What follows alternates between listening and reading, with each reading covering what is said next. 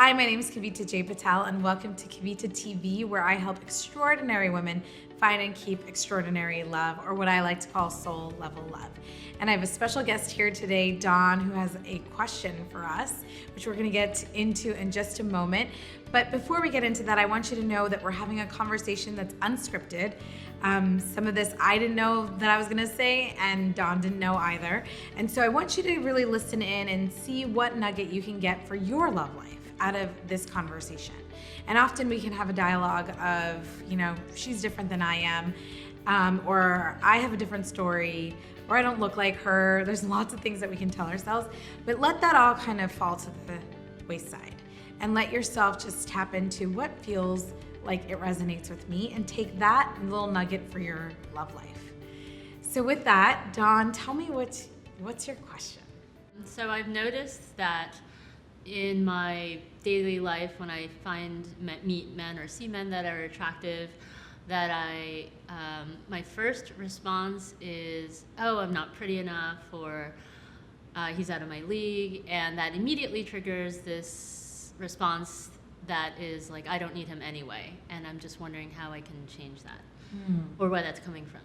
Yeah, totally. So you're like seeing this beautiful man, and like the first thing is like, am I not pretty enough, or is he out of my league? And then it brings up this immediate response of like, oh, like kind of like shutting it down almost, right? Yeah. Of saying like, well, I don't need him anyhow. Yeah. And you're wondering like, why are you having the Yeah. I don't need him anyhow Yes. feeling? Where else have you felt the same feeling of I don't need you anyhow? I can identify that in my family, with my mom in particular, but probably with my dad also. Just because my parents had me when I was so young, that I saw from a really early age how hard it was for my mother in having to... How old was she when She's 18. Yeah, okay. When she had to raise me, she was still in school and working and raising me, and she just never seemed happy. And she, wasn't particularly... I just always remember her not seeming very happy, and I think I, didn't want to be a burden to her. And so I think that that's where I see that I don't need you kind of coming also into my life in that way. Yeah. No, I love that you made that direct connection for yourself, because that's not, I know you're in soul level love, so you're like, you're able to kind of connect these things faster. And that's what soul level love does to you, right? But so I love that you went straight there. So because she was young, I think as a little girl, you recognized like she was unhappy and you just didn't want to be a burden. Is that true? Yes. And you didn't want to be like another thing that made her unhappy. Right. So you kind of created unknowingly like this belief of, okay, well, I don't need you anyhow. Yeah. Right? Like, so that I'm not a burden. And my dad too, a little bit, but I think it was more, I feel like that's more with my mom, but probably my dad also. Where do you feel that with your dad? Because my dad is really bad at communicating on anything emotional. He just has a hard time. He's a very kind person. He's very easygoing, and I'm a lot like him in those ways. And he's very tolerant, but he just isn't a good communicator when it comes to talking about anything more than just surface level. Mm-hmm. And so I think that became frustrating for me at a certain point, even at a young age, because it didn't feel like, even at a young age, like we were able to have, I didn't feel like emotionally supported by him. And so I think, again, I'm not going to get what I need from him emotionally, so I don't need him. Got it. So it's I call that a double dose when we have it from both parents. A significant feeling that's the same. Right. And so there was your mom reflecting back to you that, gosh, I'm so overwhelmed and burdened. So you're like, I don't need you to help her not feel unhappy. Yeah. And then with your dad, there was just kind of well, I've tried to connect with you, but it's not working and you're not there for me. So there was a protective mechanism that also said, I don't need you. Yes. Right? Yeah. Okay. So you can see, for you, how deep it runs. Yes. Yeah. And did you see this in your love life? Have you seen it come up for you in the past? I think in my marriage, I think it did. I think it's one of the reasons why it was hard for him to connect to me. Like I'm a pretty, in that case, like my ex-husband suffered from depression, and he's a really good person, and we're actually very amicable. We're friends, and we text each other when we talk. But he just was really unhappy, and he didn't want to at that time medicate. And I think one thing that I see that he did was he would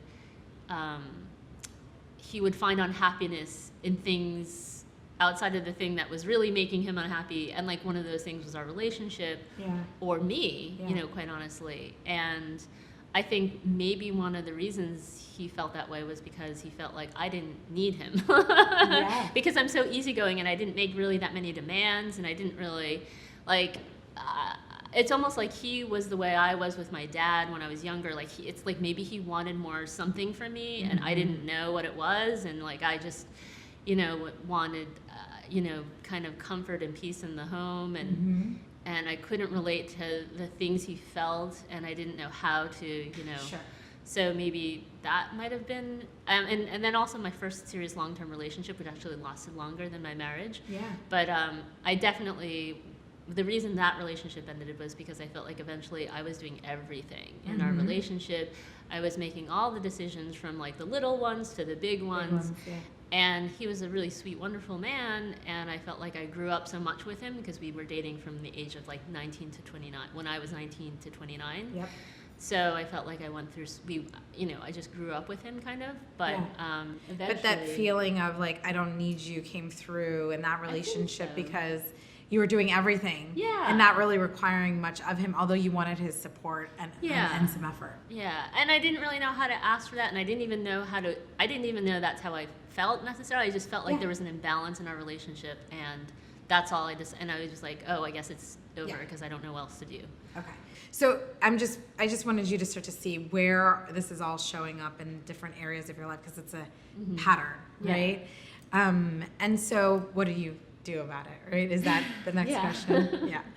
So basically, in one place is having like a deeper understanding for your mom.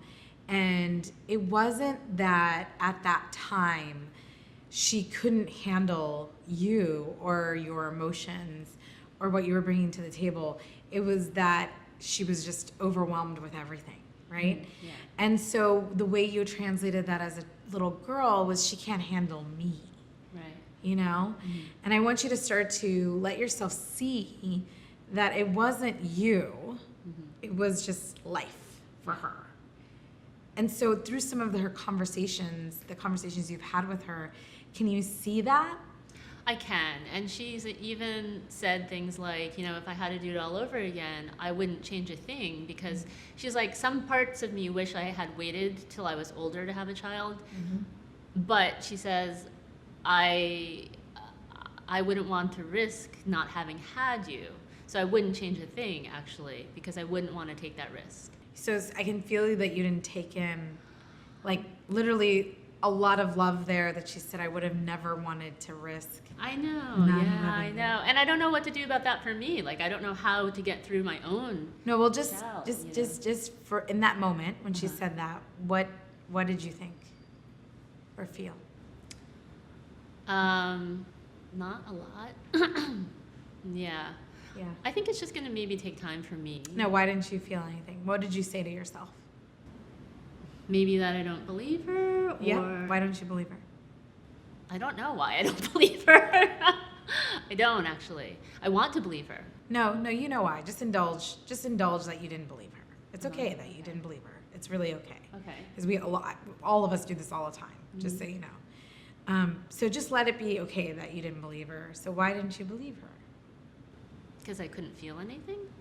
Back then or now? I think now, because I stopped trying to feel anything, you know, for a while. But if you let yourself feel her saying that, like saying, like, I would never want to change any of it, that's kind of a big statement. Do you know how many people in the world walk around saying, I'd like to change what I did in the past? Yeah. It's a big statement. because she connects that no regret thing to having you. Yeah. Yeah. Like, I had you. I can feel it a little more when we talk about it. Yeah. Yeah. And that's fine. What hit you? Sadness, I guess. Mm-hmm. Sadness for. That it's taken so long. Okay. So if you like let that be okay, and just let yourself take it in that she said that, what does that feel like? It feels nice, actually. Does it start to like kind of calm your insides a little bit, letting that in? It does, yeah. Yeah. Because it's a really big deal that she said that, honestly. Yeah. And sometimes we just need this kind of conversation to really take it in. Yeah.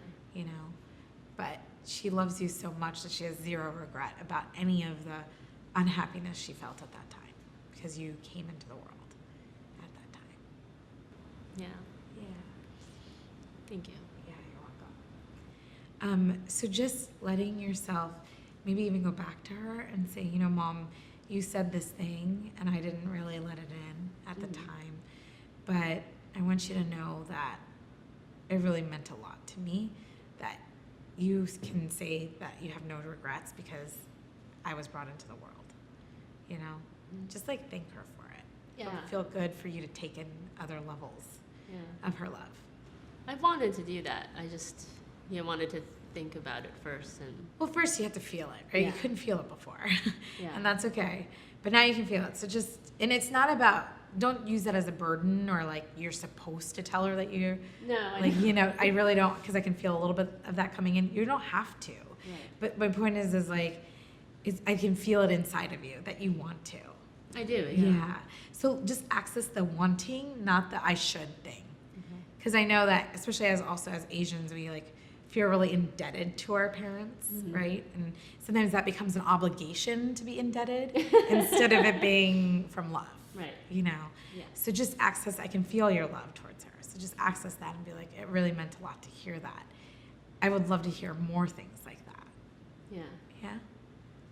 Okay. And then, and so what this does is it breaks down that idea that I don't need you, right? Like you have that, so you had it so strong before this conversation, just so you know, that we had to kind of let that go for a moment to be like, oh, I'm loved. I am needed. Yeah. Yeah. I am needed. Does that make sense? And so you can practice this with your dad as well. And the way to do this with your dad is just like saying to him, you know, Dad, in the past we maybe haven't had the most emotional kinds of conversations, and that's a product of me deciding like a long time ago that I didn't think that was possible. But I want to tell you things about my life. Right. And just say to him as a first introduction to it, just say, hey, do you want to hear about my life? I like that. Yeah. Yeah? Yeah. And then you can just build on that. Right. Because he has access to as much emotion as you do. No, I actually started to see that when in my conversations with my dad. I've been surprised about that it's been easier to break through with my dad than it has been with my mom. Because, but I definitely see he does have feelings, and like, you know, I can feel that he has feelings. Yeah. Too. Good. And as you keep practicing, I need you, that's what you're practicing with your parents. I do need you. Oh, that I'm saying that to them? When you're saying, like, I want you to know about my life, you're saying, I need you to know about my life. Okay. I need you indirectly. Right. But it's through those conversations. Okay. Okay? Yeah. And it starts to bring this wall down. It already is, like, it's like not, it's like low. If I were to say the walls was this high before, it's like here right now, you know? Okay, that's good. Yeah. So it's just like practicing that, and that's it. And so now we'll see. I want you to report back to us. How does it start to feel when you meet a man that you may be interested in or attracted to? Does that feeling come right up of I don't need you, or is it a little slower? Right. Okay? Okay. Okay. Yeah. Okay, cool. So tell me how this all feels for you. Feels good, and I like that you're able to help me